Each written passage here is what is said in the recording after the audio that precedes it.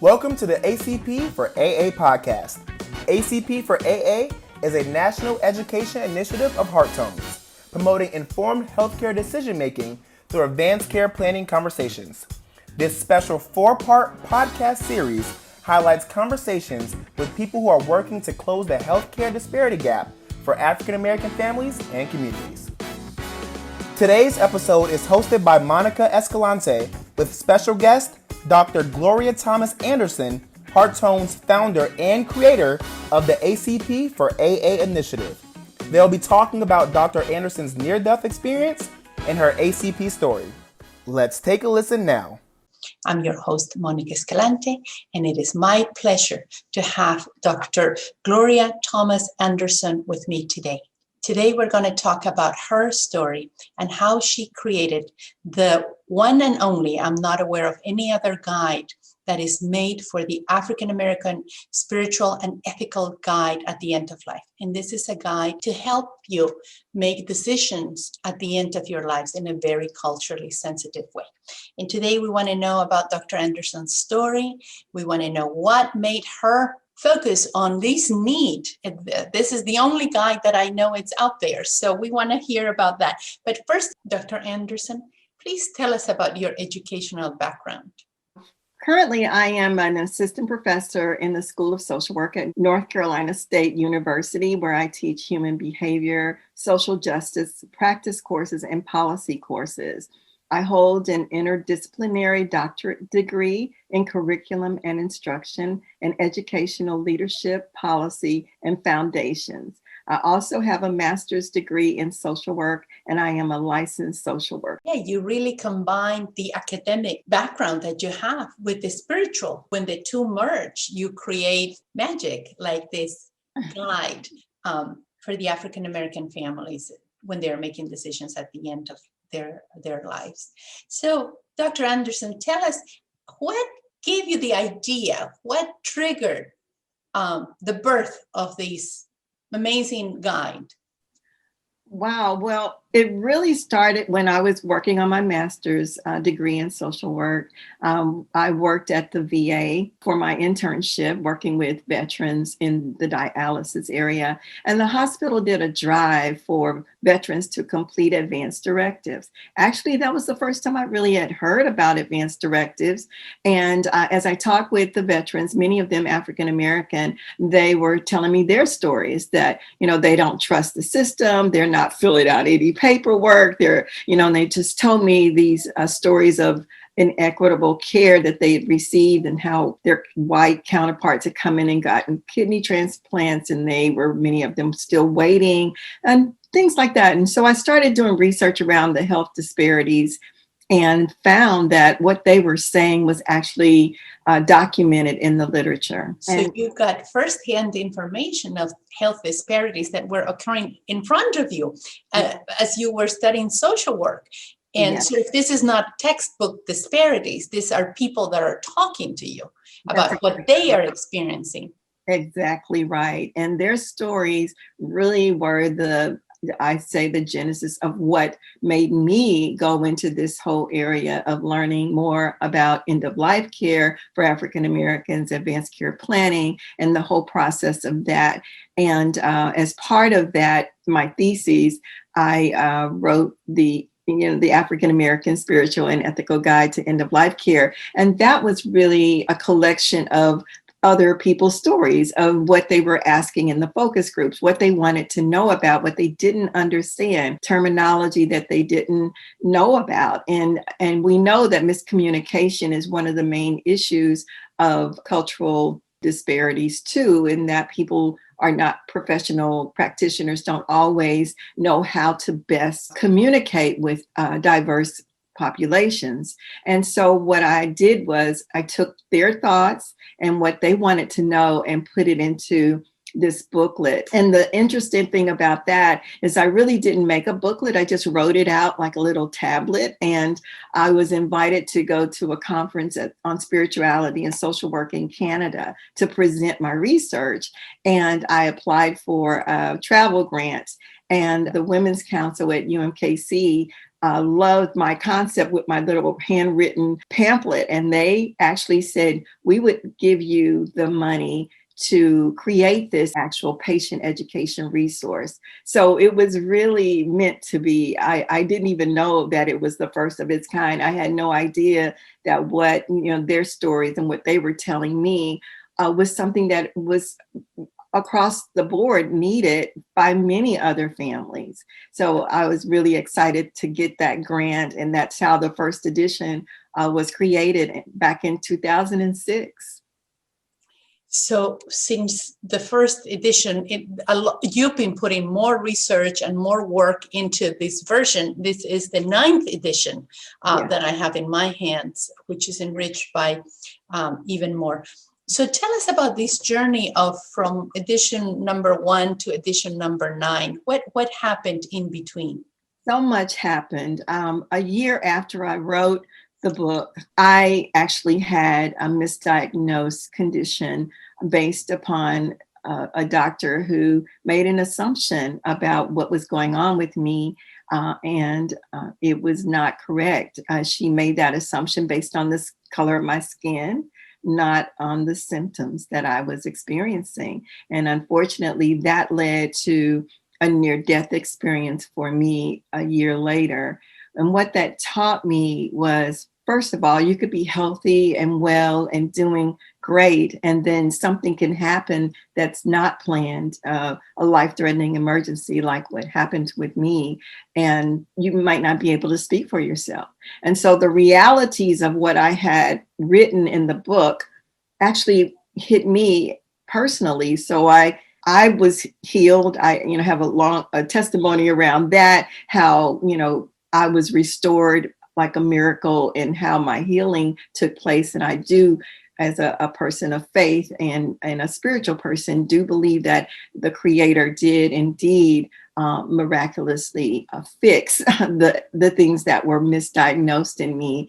But the thing that really stood out to me is how important it was for my family and my doctors to know what my wishes would be during that time where I wasn't able to speak for myself. And I did not have that in place myself because I didn't think I needed it. And that just made me realize how important it is to be prepared, or to prepare for life after now. An acronym I created recently in the last few years, PLAN, PLAN, prepare for life after now. We need to plan. And so that fueled a lot of the momentum in terms of my advocacy work, and me, working with community at the community level, working with churches, working with families directly to help them better understand that this conversation is something we all need to do, whether we are healthy or not, whether we're young or old, because life happens to all of us, and we don't know the day or the hour that we might leave. What an interesting irony that you worked on this guide and then experienced that yourself, and sort of all these reasons why it's necessary to do advanced care planning hit you when, and I'm sorry about the misdiagnosed, and thank God, really, you got healed. But many people don't have that opportunity. And when decisions are not made and are not communicated to our loved ones, what we see is families can end up in a very difficult position, and adult children upset with one another, or with a legacy of concerns that they really honor their parents' wishes or not. Mm-hmm. So what is very special about the guide, the African American Spiritual and Ethical Guide at the End of Life that you created, is that it is done with the feedback of the faith community. Tell us more about that. Well, let me share a little bit more about what you just said, if you don't mind, going back to how families need to really have those conversations, the importance of it, regardless of your culture, but particularly in African American, in our population, there's fear of and mistrust issues that we're dealing with and those kinds of things. That's also documented in the literature. But I want to share a little bit about how I believe God used this for our family when my mom passed away. In 2007, after I went through my life-threatening illness, well, first, let me go. 2006, I took the book home to Texas and let my mom and my dad see it. And she didn't know her pictures on the cover.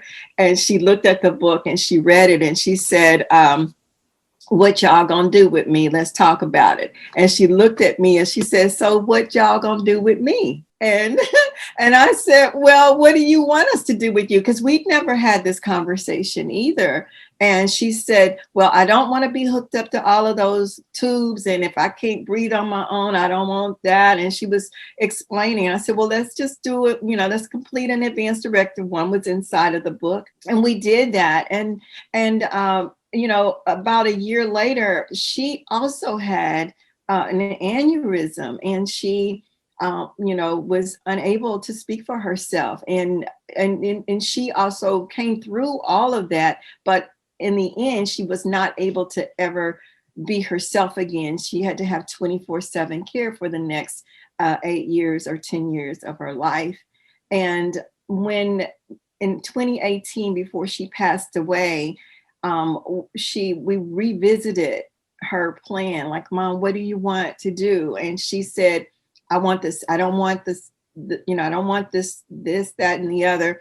The same way. She felt the same way. We made sure that we updated all of her information. And when she wasn't able to speak anymore, and she was in hospice, the beauty of it is that our family didn't all agree on what her care should be during those last months of her life.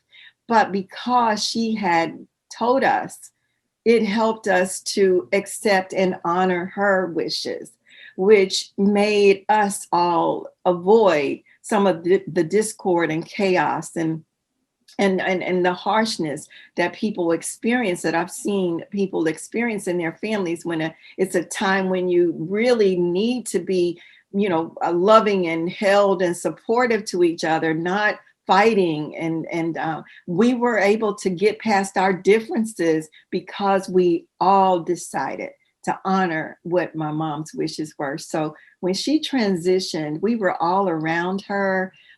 I was actually saying a prayer over her, and we all had a sense of peace. We miss her terribly, but I believe that book and her seeing her picture on the cover and asking that question years before gave us that peace and tranquility when she did leave us in 2018. What I love about that is by her asking the question, what you are going to do about me, Mm-hmm. is the door for her to tell you and everybody else what she would like to be done about her. You are listening to the ACP for AA podcast. More coming up after this quick break. ACP for AA stands for Advanced Care Planning for African Americans. Our website is a trusted source in healthcare advanced care planning for the Black community. What is ACP? ACP, or Advanced Care Planning, is thinking ahead about the type of medical and healthcare decisions you would want made for you in the future, especially if you are seriously ill. Get started now. Visit acpforaa.org. Montgomery Hospice and Prince George's Hospice is a nonprofit healthcare organization that provides hospice care to residents of Montgomery and Prince George's counties in Maryland. Our interdisciplinary team includes physicians, nurses, spiritual counselors, hospice aides, bereavement care, and volunteers. And we also provide complementary therapies. To learn more about our services, please call 301-921-4400 or visit us at www.montgomeryhospice.org.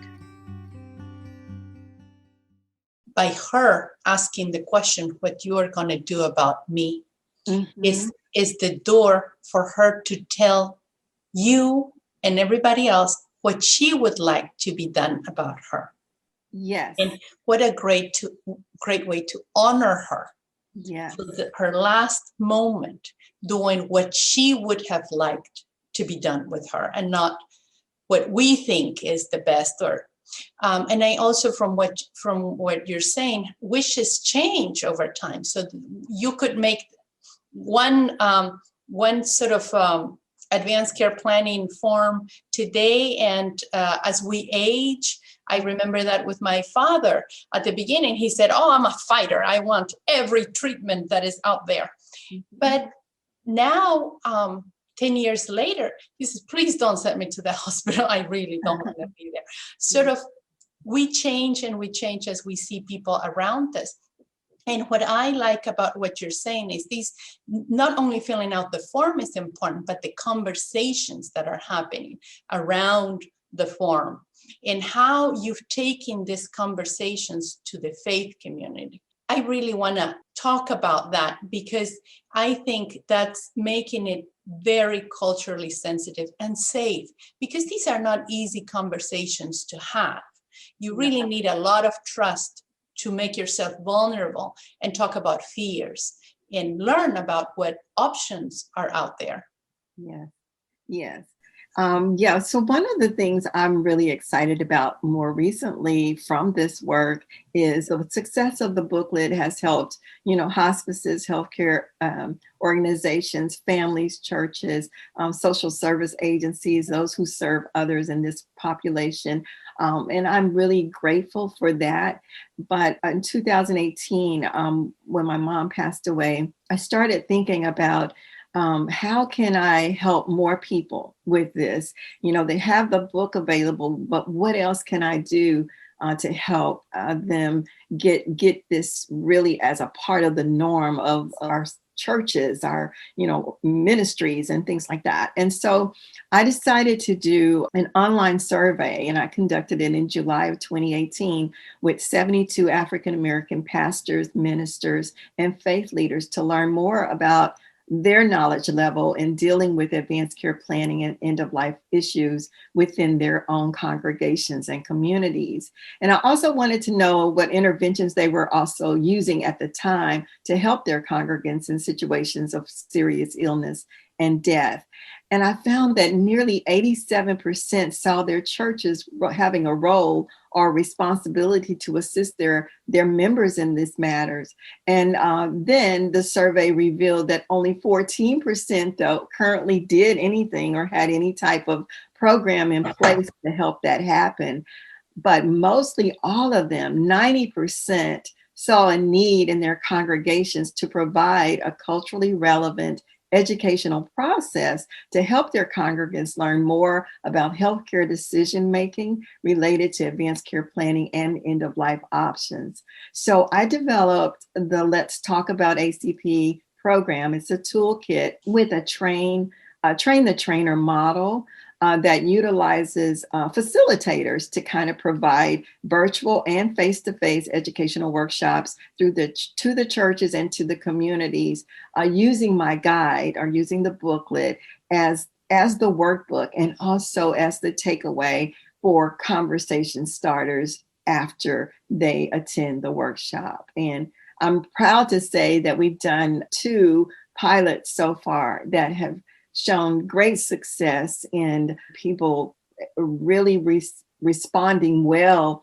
to the information and taking that next step to actually start having conversations with their loved ones. So that is something I'm very proud of right now.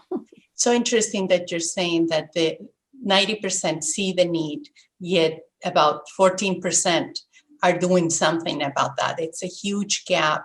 Yeah. And most people don't know how to talk about end of life, or feel like, why are we going to get on that subject, that it's such a downer? When somebody suggested at one point that these are conversations that we should be having at Thanksgiving, and somebody else said, "No, I'm not going to ruin my Thanksgiving with these conversations." So I think what you're trying to do is give pastors tools So when the opportunity arises, they have a toolbox full of tools that they can use. One of them could be to educate their congregation, because it's like anything else, right? If you haven't practiced having these conversations, you're not going to know how to have them. You can speak to any conversation that we're trying to have. The first time we have it is the hardest. And as you have them, to practice them in the faith community with people you trust, that you're all on a mission, in community with people that support one another, is the safest space to start doing this work.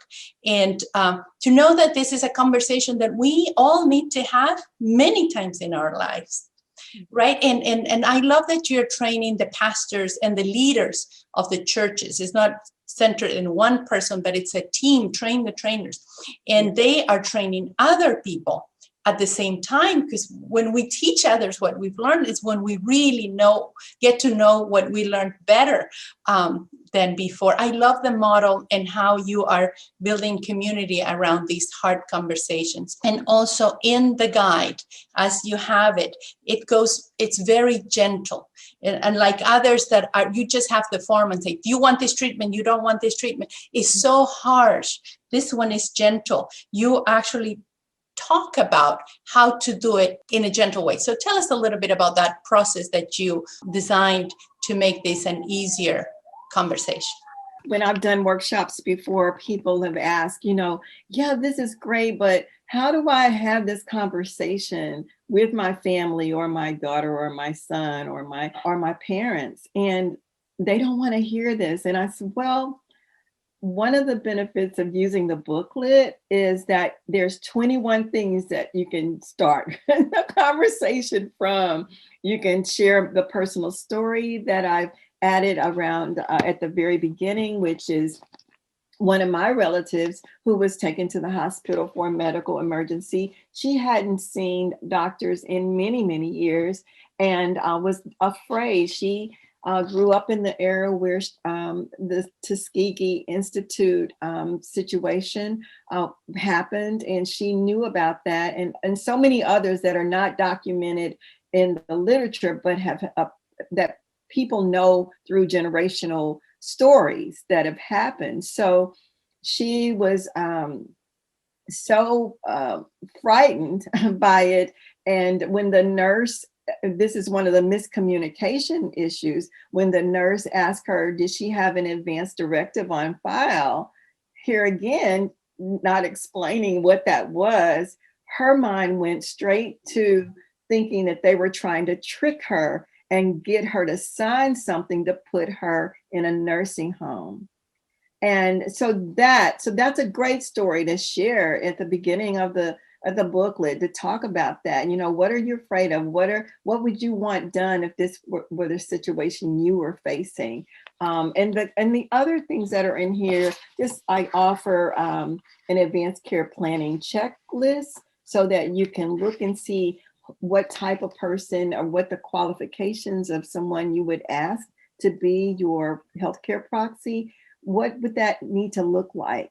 Things like that. People just don't know. I've talked with one family, a mother who had two daughters, and she said, I would like my oldest daughter to be my proxy, but really my youngest daughter would be best, based on the fact that I know that she has the ability to move ahead of her emotions, that she can talk directly to doctors and she will ask questions. My older daughter is more timid and she, may not say anything, and she might be too emotional, and, things like that. So that criteria is very important. Who do you want to speak for yourself?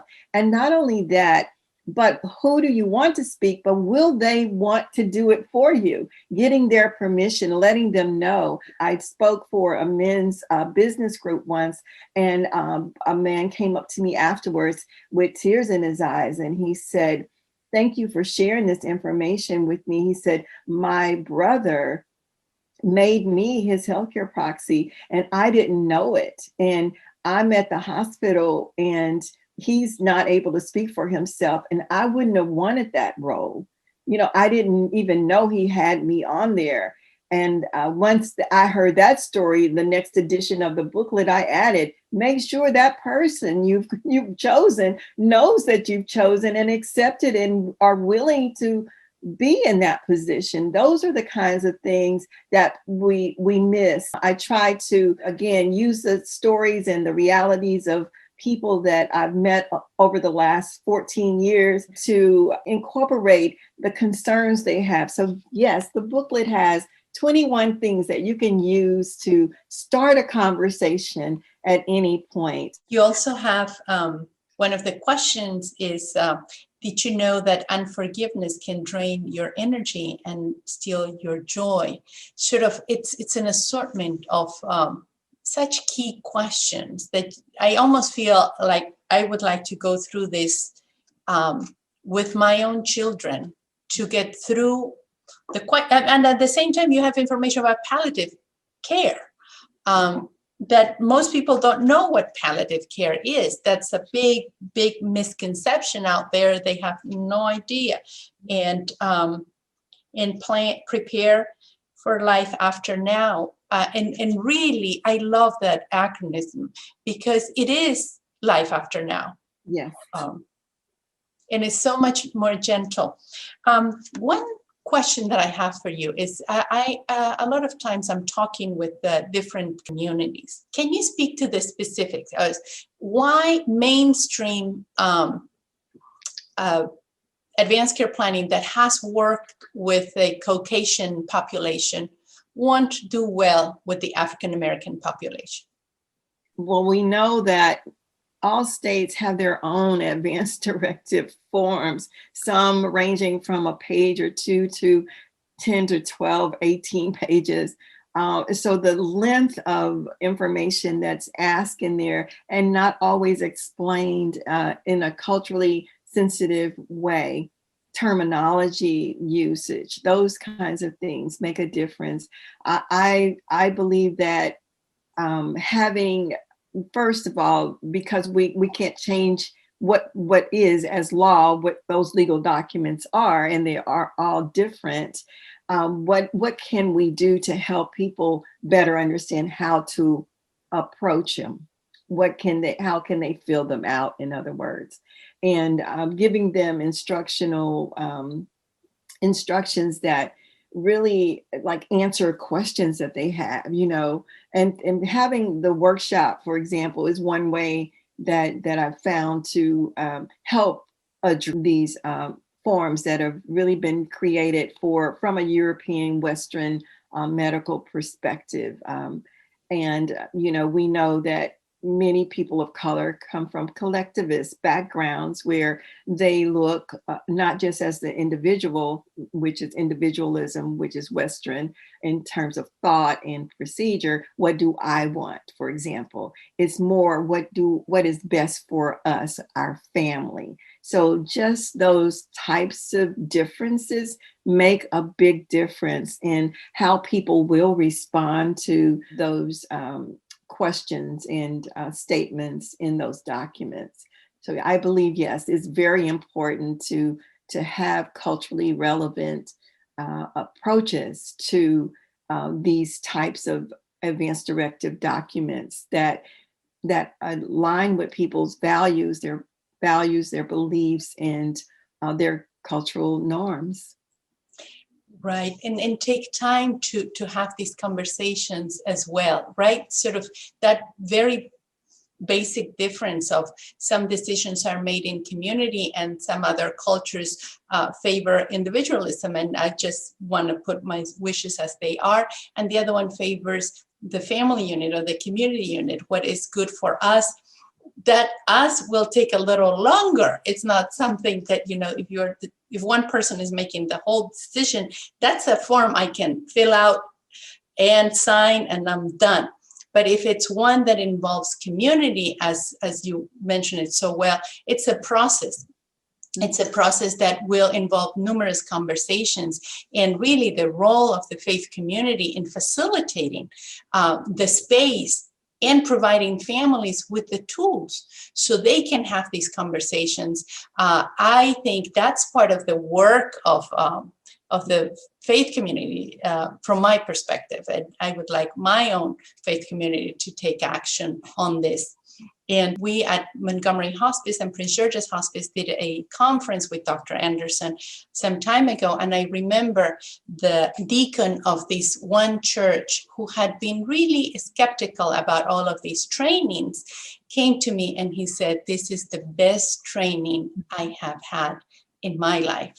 And I remember other members of that church, they said he never praises the trainings and he's so happy about that. So that's to speak to the power of your trainings, Dr. Anderson. I've seen you do this, and it is done in a compassionate, kind, but also very solid with content that puts why we're here in perspective, that we just don't show up this way, but there's history behind our beliefs. It's not that we don't trust, it's that things happened in our lives that led us to not think of all the organizations as trustworthy. So that's the shift in language. If you are part of a congregation that wants to partner with us to do more training, we will have information available. You can always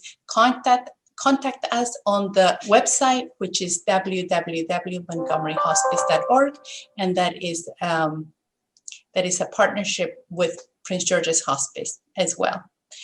Dr. Anderson, it's been a pleasure to get to know your story. There's so much behind this guide to the African American Spiritual and Ethical End-of-Life Care Guide that I feel it's even stronger for me now, knowing everything that went on and the many lives that were touched already in the development of this guide.